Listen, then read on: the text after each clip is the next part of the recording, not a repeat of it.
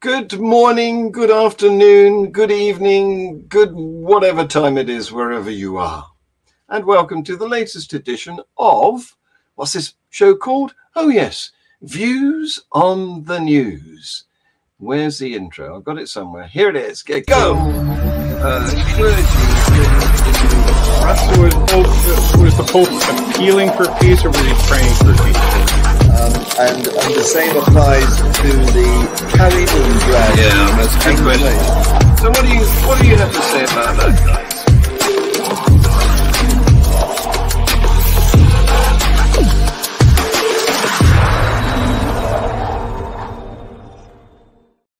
And in today's international panel, we have from South Africa, the lovely Tersia, my regular co-host.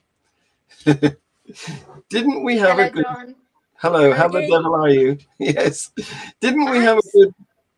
I was going to say, didn't we have a good free thought hour yesterday with Yvonne? I think it was really, really good. I really enjoyed it. I think Yes. Yvonne was fantastic. She was brilliant. And it Yes. ties right into my process of becoming qualified to be a volunteer Yeah, yes, on recovery yes. from religion. So Well, it's that's right. up Yes. my alley.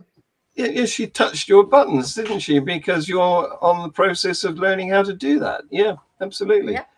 And from England, but a little further down the eastern direction than me, it's Paul Clark. Hello, Paul. How the devil are you? Hello, I'm good. How are you? Good, good. We're okay, thank you. Apart from the weather, you know, they call this July. It's more like November. Anyway. It's alleged summer.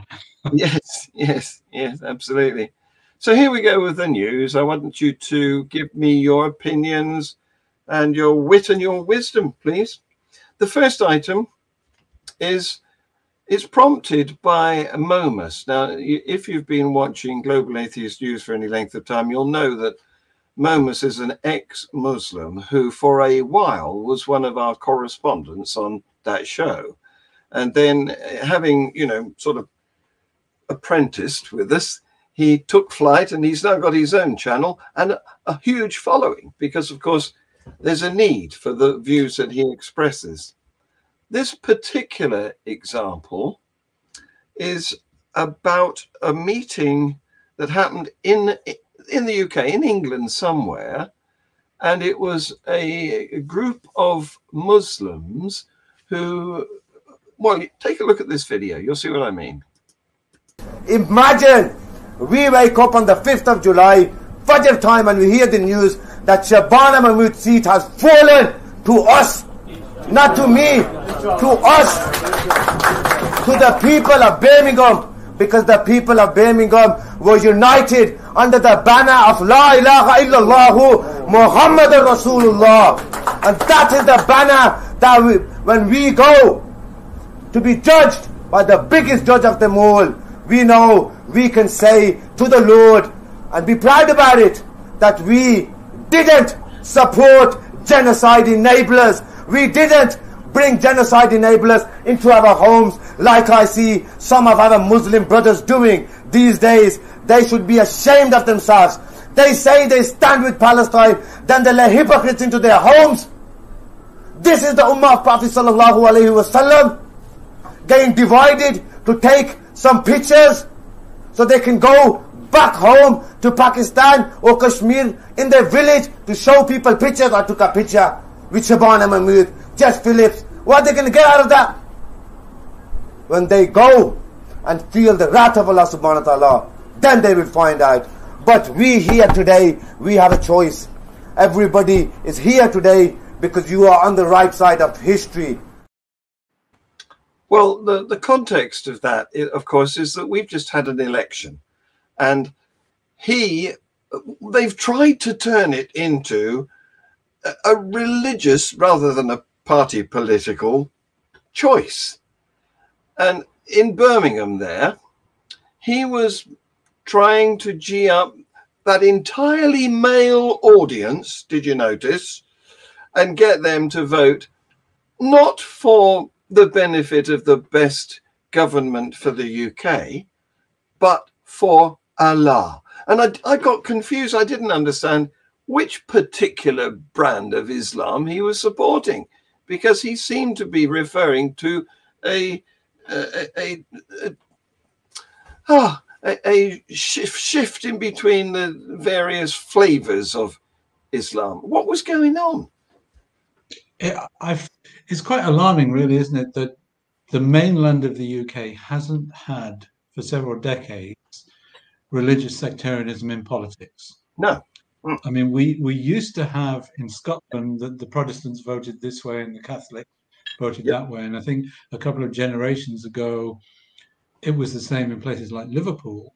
And it certainly is still the case in Northern Ireland, but in England, Wales, and modern Scotland, it hasn't been the case for a long time that religion has played a part in politics. Yeah. And these people are trying very hard to bring it back. Yes, horrible. And we don't want it. No, we don't. And I still can't understand which particular split he was referring to there. Tersia, what do you think? Do you have this in South Africa?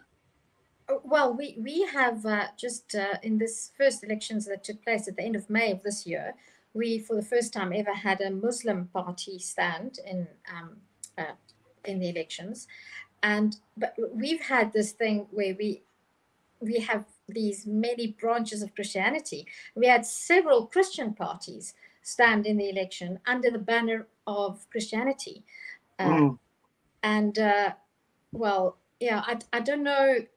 In South Africa, there was also for the first time there was a humanist party.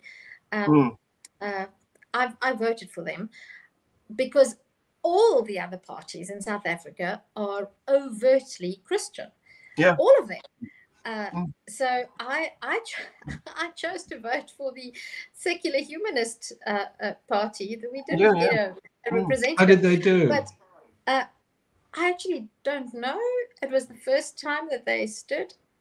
But I said that in the next election, I actually want to be a candidate for them, because I can no longer adhere to the principles of any party that has any sort of affiliation to any supernatural being, be that Allah or Yahweh or Jesus or God, because that means that you have actually given up your own mind, because you are now you claiming to speak on behalf of some supernatural being that you can't even demonstrate the existence of. Yes. How does that work? We had in England not long ago, I think it was in Leicester, wasn't it? Problems between Hindus and Muslims. Yes, Leicester. Which was sectarian strife sort of imported from India. And again, you know, this is not welcome. We've had very secular politics for a long time in England. Yes, indeed. In Britain as a whole, and we don't want that. No, keep it secular. Yeah. We have a national secular society that's fighting for that. But I want to take you to France now, where they also have a problem with an imported religion, Islam, again, and it's, if anything, it's worse. If you go to Paris today, it's quite unusual to see a French person. So I understand. Take a look at this. This is Marine Le Pen.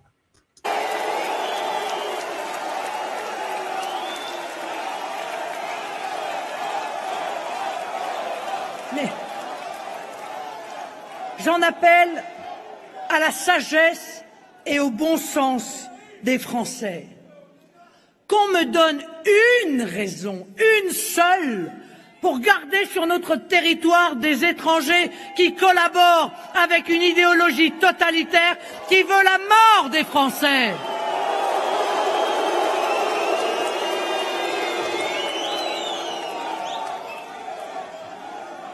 Les binationaux en lien avec l'idéologie islamiste doivent être déchus de leur nationalité et expulsés.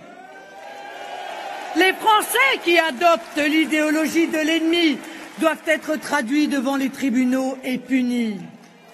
Les lois existent, il suffit de les appliquer. Eh bien, moi, Présidente, ces lois seront appliquées sans faiblir.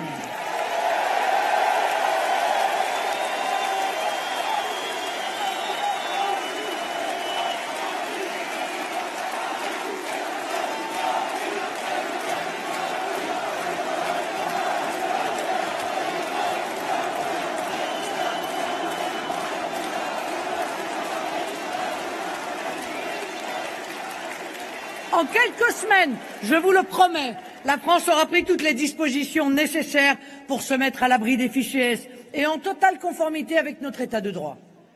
Les mosquées radicales seront fermées, les prêcheurs de haine expulsés, les associations faunées du salafisme et des frères musulmans seront dissoutes. Avec moi, ayez la certitude que les droits des femmes aujourd'hui contestés par l'obscurantisme islamiste seront garantis à toutes les femmes de France.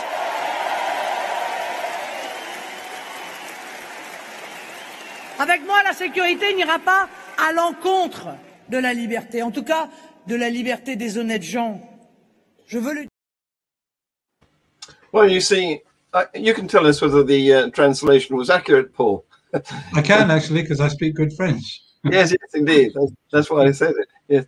So you see, Marine Le Pen is the leader of the right-wing National Rally, and she is the granddaughter, I think, of a former Le Pen who was the leader of a previous nationalist party that was tainted by connections with Nazi SS members and so on. But she's sort of polished it a bit, and it's understandable given the state of France, where there's all these factions of quite aggressive Muslim communities, where, you know, there's Charlie Hebdo going on, and what was it, the Bataclan atrocity, Bataclan atrocity, and so it's easy to understand why she's getting votes. And she won the first election. Today, they've had all of the non-National Rally parties have had to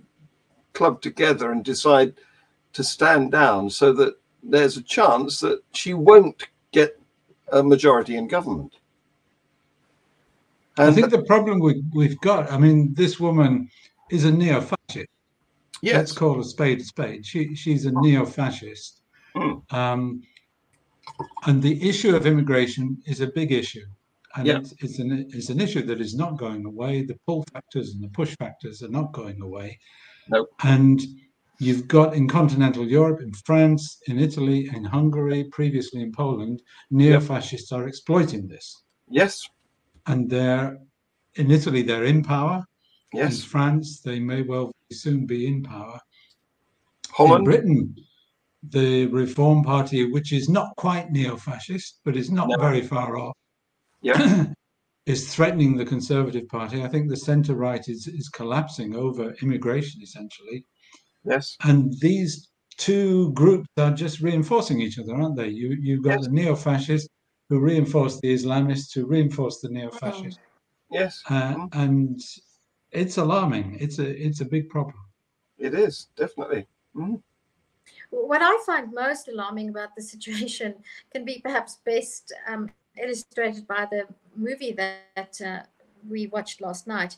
I don't even remember what the film was called, because I didn't watch it from the start, and I didn't watch the end because I am a sensitive viewer, and it was set in Second World War Belgium, and it concerned a young man who is drafted into he's a young police officer, he's a trainee police officer, and he gets pulled into the situation where he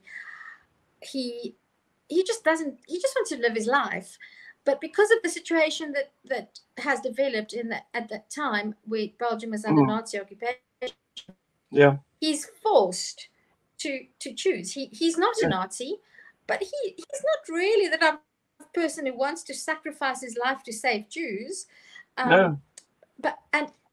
What's happening in the current atmosphere worldwide is that the middle ground is just being eroded, where it feels to me as if anybody that has a secular humanist point of view and a more neutral and nuanced point of view, we are standing on a sort of an island, and that island is being eroded from both sides by, if we take the situation in France, on one side you've got the neo-fascists, which I can't agree with anything they say, but at the same time I understand that they're doing what what the Islamists are doing is fuel on their fire. Mm. And that is just it's such a recipe for disaster. And I'm not quite sure what the solution is, except that rational people who can appreciate the nuances and the complexities begin to rebuild the sort of island in the middle that we are standing on, and begin to erode both sides of the extremist stances. It's difficult. It's difficult to be a referee, though, isn't it? When all the support is for one team or the other. Yeah. This is the problem. I read a very interesting book a couple of years ago. The title of the book was Misquoting Muhammad. And it's by a guy, I think it was called Jonathan Brown. And he looked at the 5 main schools of Islamic scholarship in the Sunni tradition, work that they produce, which collectively is called the Sunnah. And the basic thesis of his book is that the Quran is pretty ghastly, basically. Yep. There are a few nice bits, but there's an awful lot of really ghastly bits. And a lot of the hadith are pretty ghastly as well. Yeah. And the 5 schools of Islamic scholarship over hundreds of years have taken this material and they've tried to humanize it. And one example that sticks in my mind, there is a verse in the Quran that gives men permission to beat their wives. And in all 5 schools of Islamic scholarship, they twist their heads and turn their heads and spin on their heels. And they somehow point out that what this verse is really saying is men shouldn't beat their wives. And, you know, on the one hand, I'm sitting there thinking, well, you know, that's not very rational. And on the other hand, I'm sitting there thinking, actually, these are the good guys. Yeah, yeah. These are the guys we can live with. Yeah, even though they're trying to make white say black. Yeah, which they are. But Yes. they are humanizing their religious tradition and liberalizing it to a certain extent. Yeah, and that there are voices in Islam that we can live with. And I've got an example of just that for you right now, because open criticism of Hamas has been growing in Gaza, on the streets and online. Some people have publicly criticized Hamas for hiding hostages in apartments or for firing rockets from civilian areas. And some of them have said that swearing and cursing against the Hamas leadership is now common in marketplaces, and that some drivers of donkey carts have nicknamed their animals after the Hamas leader, Yahya Sinwar. So they're urging their donkeys forward with shouts of Yalla Sinwar. So, you know, there are people who are expressing a more moderate view. There's one man, there was a video of this which I saw, and I tried to include it in the news yesterday, but it was taken down because it is not good viewing, I'm afraid. This particular man, he said he was there in the camera, pictured with blood all over his face. And he's saying, I'm an academic doctor. I've had a good life, but we have a filthy Hamas leadership. They've got used to our bloodshed. May God curse them. They are scum. And this video, which was unthinkable before the Gaza war, nobody would have dared. It was filmed outside a hospital, which at the time was inundated with hundreds of Palestinian casualties after an Israeli operation to free hostages from central Gaza last month. So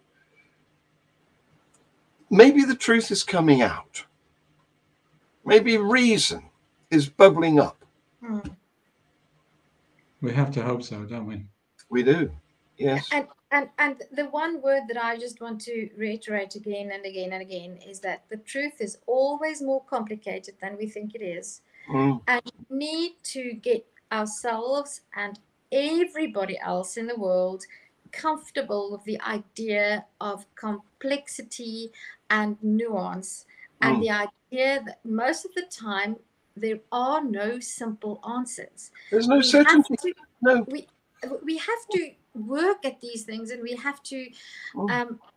It's a very intricate dance, and human relations.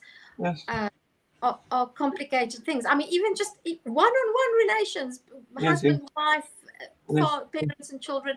Imagine how much more complicated relationships over national borders are. Yes. And we need to cultivate an appreciation for nuance and respectful conversations. That's what we need to do. Absolutely. Yeah. Well, before I really lighten the subject matter, I'm going to go to some other parts of the world where atrocities have been happening. I'm sorry. There was a crush at a religious gathering in northern India where at least 121 people were killed.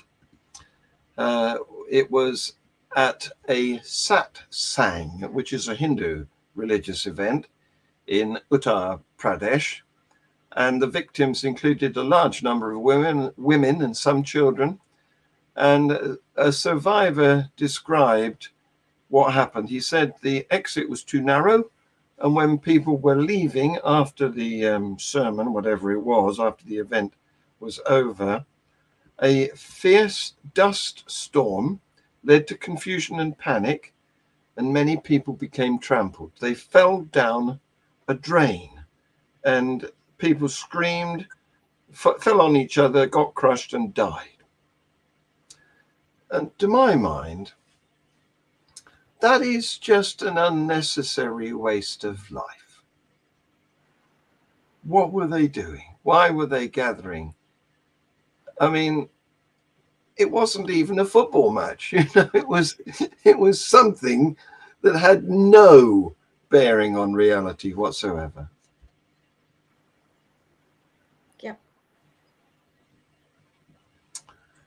So going to the UK, as I said, we've just had an election, and a Jewish manifesto was launched.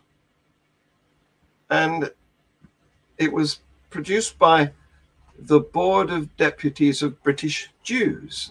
And it said that the political parties should defend the right of Jews to practice infant circumcision.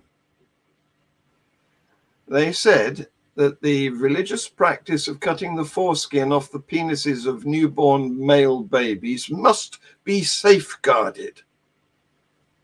Of course, the National Secular Society says the opposite. It says that it's a painful, dangerous, medically unnecessary procedure, which is an affront to, the bodily autonomy of innocent and young babies who are not capable of giving a permission. It's an atrocity, and it's worse than just, some sort of trivial thing, because babies die. Let me give you some figures. Between 2012 and 2022, the General Medical Council dealt with 39 complaints relating to 30 doctors. They included incidents in which children's penises were left deformed and babies required blood transfusions.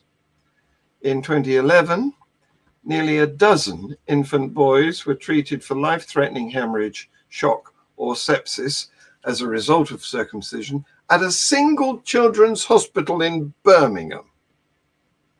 3 babies bled to death from circumcision in the UK since 2009. And in 2007, a newborn baby went into cardiac arrest and subsequently died. So this is not just a trivial thing. This is not just a little piece of flesh, because the NHS website lists permanent reduction in sensation in the head of the penis, particularly during sex, as a complication. In 2018, a survey conducted by YouGov found that 62% of people in the UK said they would support prohibiting circumcision of children for non-medical reasons. What do you say about that? I consider it a very difficult issue, personally. The ideas put forward by the National Secular Society, you can't argue with them. It is an atrocity against the baby, and babies dying or suffering permanent damage from something as ridiculous as this is a terrible thing. But you also have a minority community, which, let's not forget, a couple of generations ago was subject to an attempt at exterminating them, who feel compelled to carry this out. It's part of their culture. It's a command. It's a divine command in their culture. And you have a clash between the right of people to follow the culture that they've followed for thousands of years and the rights of the baby. And in our society, when this clash happens with FGM, we say no, this is not acceptable. We don't yet say no, it's not acceptable for male genital mutilation. That's sexist. It is sexist, and it's very difficult to move forwards on this because Jews have votes and Muslims have votes, and they're going to vote against this.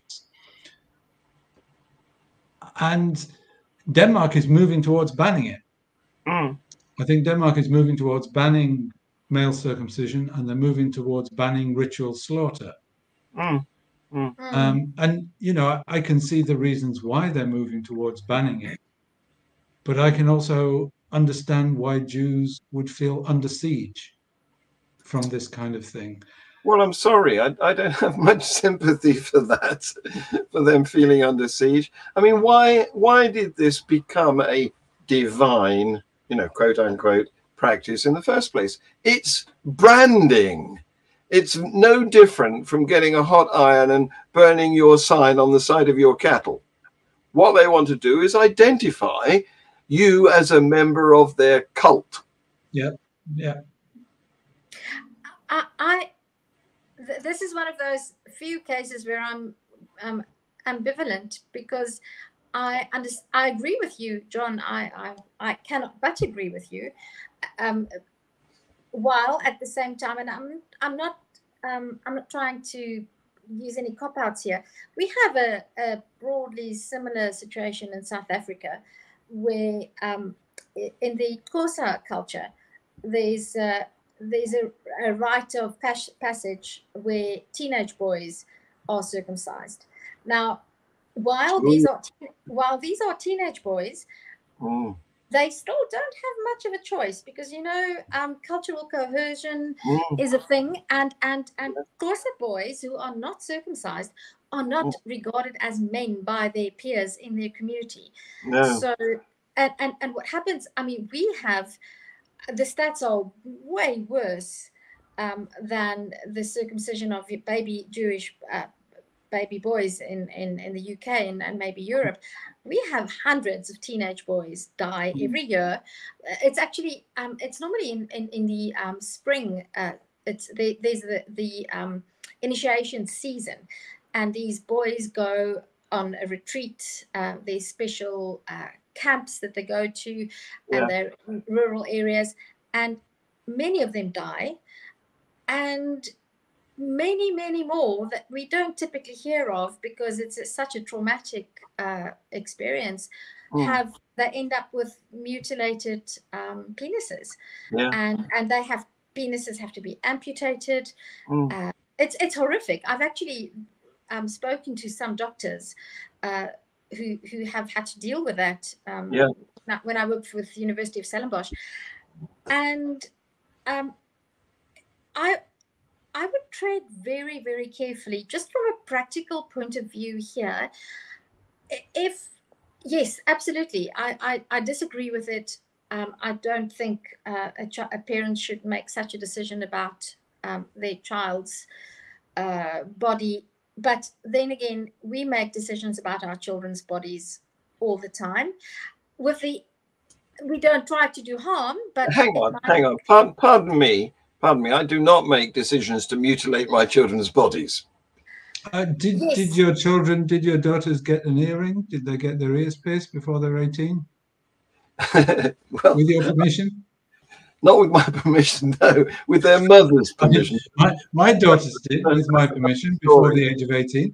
That's a form of mutilation, isn't it? Yes, it is. I agree, and it's so a is lot tattooing. less harmful than circumcision. Yeah. So I told my tattoo artist that he can have my skin when I've finished with it. I know, Alex. I know that what I've just said is contestable, but what I'm foreseeing, if the practice is banned, it might lead to more harm to innocent babies. I would tread really carefully here, in the sense that I would rather do what we're trying to do in South Africa with course our initiation rites, where first prize, don't do it. Okay, just don't do it. Yeah. But because there will always be people who want to do it, who feel it's necessary, and you can't convince them not to do it. The moment you make it illegal, the moment you ban it, you open up the floodgates to have it done under even more harmful circumstances. So rather educate people, and rather, I would not go for banning it for the fear of doing more harm. Rather train people. So what's happening in South Africa currently with these traditional healers who perform these rites, they are now being trained by professional medical doctors on how to do it so that there is less risk of infection, and that's the only point I'm trying to make. Okay, well, so I want to draw attention to the fact that this is a sexual organ that's being mutilated here. And do you imagine that we would approve of people having the tips off their noses cut off? Eh? It's the same. But John, we have to agree that people have autonomy. There are people who feel that they look really nice if the tips of their noses cut off. There might it might be something that happens. I mean, I know I'm being a little bit absurd here, but there are people who think that nose rings and tongue rings are absolutely beautiful. I think it's disgusting. I hate it.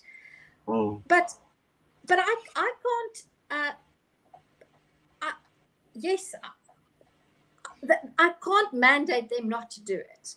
I think I agree with what you're saying completely, and I think education is the key, isn't it? Education is the key. The data is there for the harm that male circumcision does, and I think there's also the harm. I've read once that babies who are circumcised, because of the painful nature of the operation, they continue to respond to pain differently than babies who haven't been circumcised, and differently in a bad way.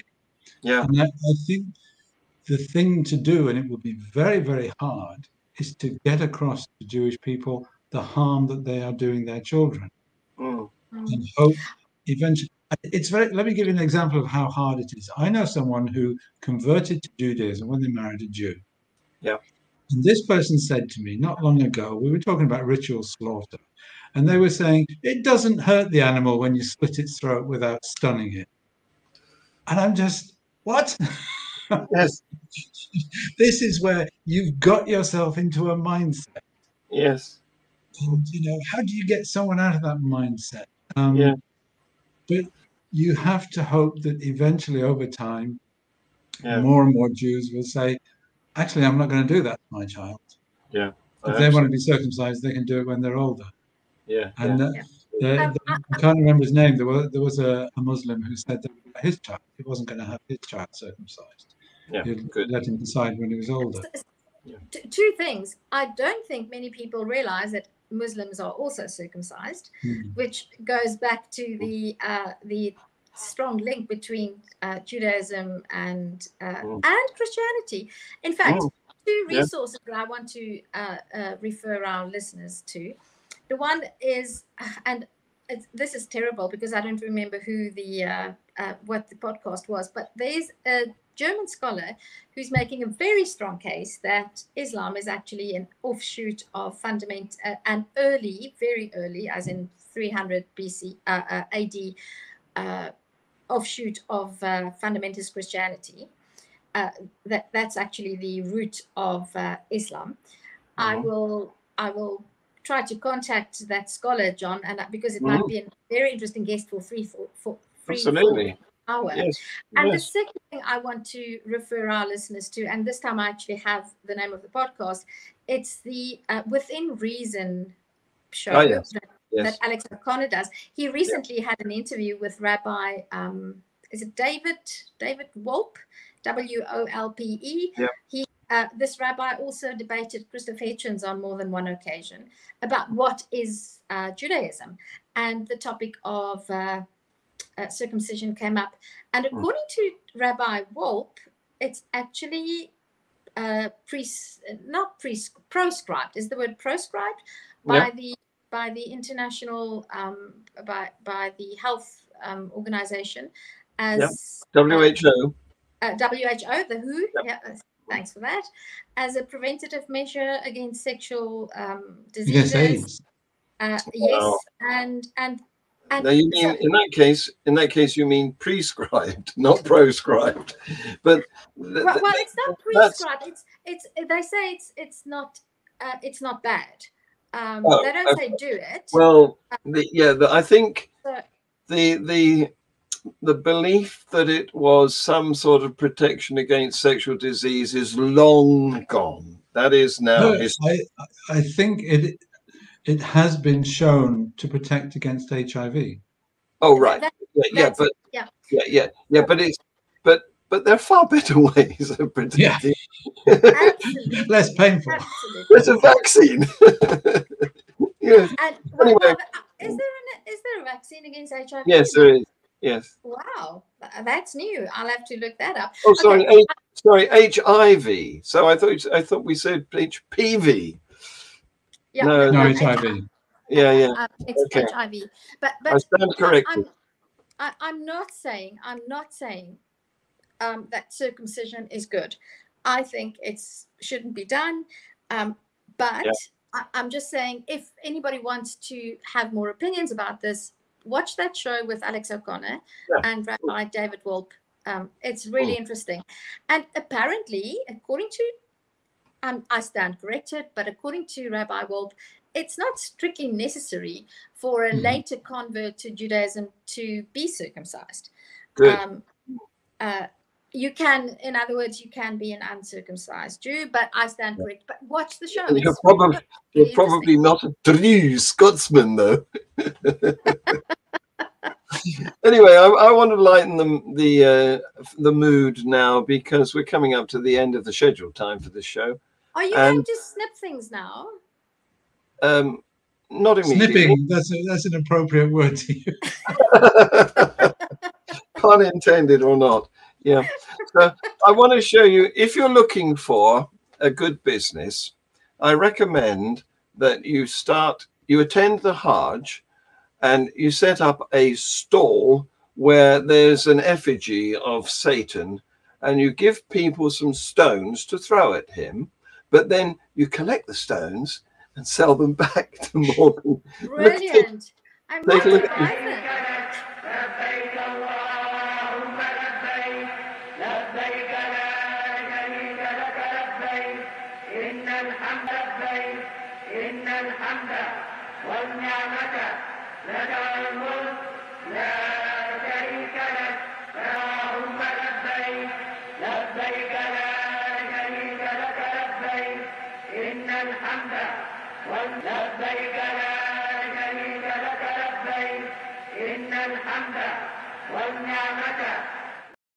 You see, they all fall down that funnel and come out at the bottom, and then they Good to see recycling. Yes, absolutely. Yes. I just have a question. Do they sell beards too? False beards. So that would be another prospect. Yeah, very enterprising. Finally, I want to show you this weird group that played at Glastonbury.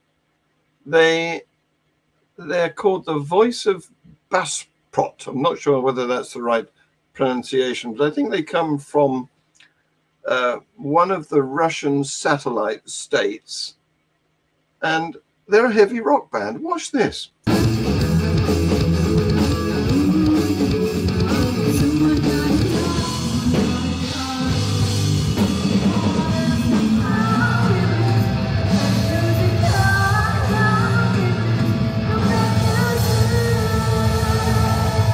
Kita kan bawain musik metal nih, terus di kampung terutama kan suka dianggap kalau musik metal itu musik setan gitu, gak cocok dimainin sama perempuan, apalagi kita berhijab gitu. Kalau konser pasti ada yang nyeletuk gitu, Allahu Akbar, dar gitu, bom kayak gitu-gitu tuh suka dari penonton. Ya, dari penonton. Jadi kita udah kriminal aja gitu, teroris gitu di matanya. Menurut saya malah di zaman yang sekarang tuh kan emang perempuan kan udah lebih banyak yang berhijab juga ya. Jadi untuk metal berhijab tuh justru bagus gitu. Maksudnya berhijab bukan berarti jadi penghalang buat main musik apapun gitu sih. Ya itu satu-satunya band wanita berhijab metal. Pantas aja buat saya. Di agama Islam tidak memandang itu apapun, yang kalau emang itu ajarannya bagus ya dilanjutin aja. Well, it's not so queer as folks, is there? I mean, that was Indonesia, not anywhere associated with Russia. But hijabs and heavy metal, and it's sort of normalizing everything under the banner of Islam. I'm confused. I think it's brilliant. I think it's absolutely brilliant. And I don't think we should underestimate the value of protest music. I was just talking to my kids earlier this evening.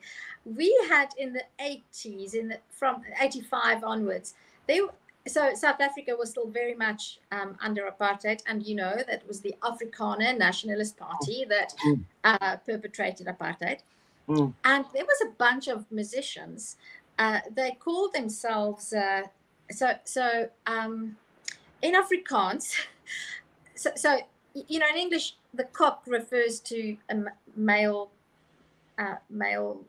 part, the male sexual part. So translated in Afrikaans, it's a bird or a fool. And to be voelvry means that you actually you're fleeing from the law. So it means you should be in jail, but you escaped and you're now free. But anybody who finds you can actually catch you. So this group, they call themselves the Voelvry Beweging, which is a very, very clever pun, because a man who goes, the Scots would be called voelvry by Afrikaners. So a man that doesn't wear underpants would be voelvry, cock free. Okay. I'm sure we've had a band called the Outlaws, which must be the equivalent. Yes, except that it doesn't have such a nice ring to it in Afrikaans. The Outlaws are voelvry. I mean, it's the double and triple entendre is just brilliant. Yes. Okay, there's not enough cock. Yes. They make brilliant music. And, they contributed massively to the movement amongst younger Afrikaners to stand up against the Nationalist Party.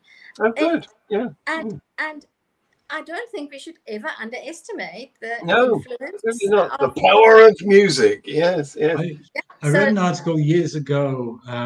It was interviewing Arabic women who wore the veil.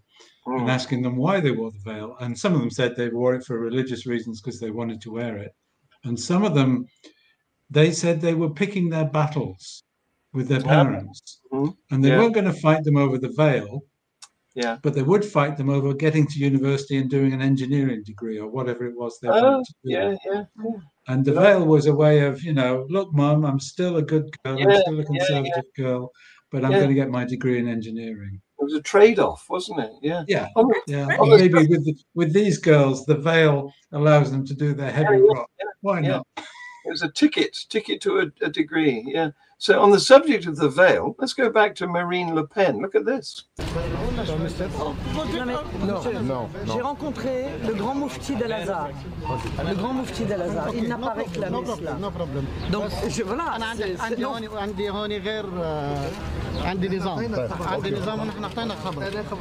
La plus haute autorité sunnite du monde n'a pas eu cette exigence, par conséquent, je n'ai aucune raison de...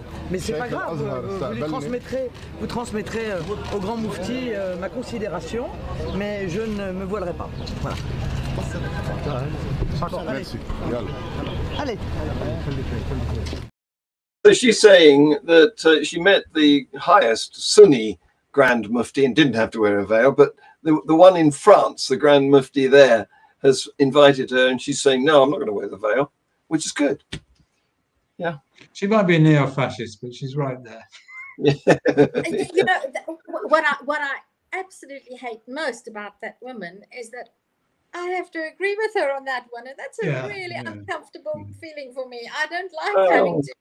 Yeah. I remember reading years ago that the Grand Mufti in Saudi Arabia announced that the world was flat.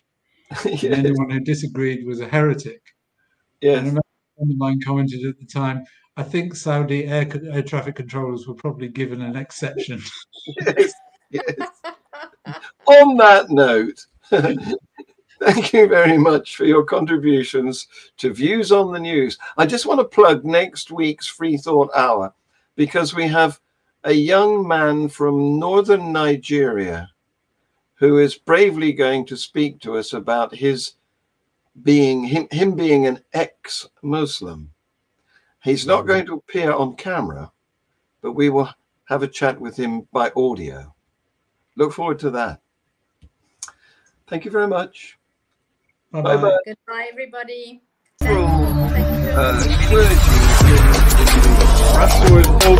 Was the Pope appealing for peace, or was he praying for peace?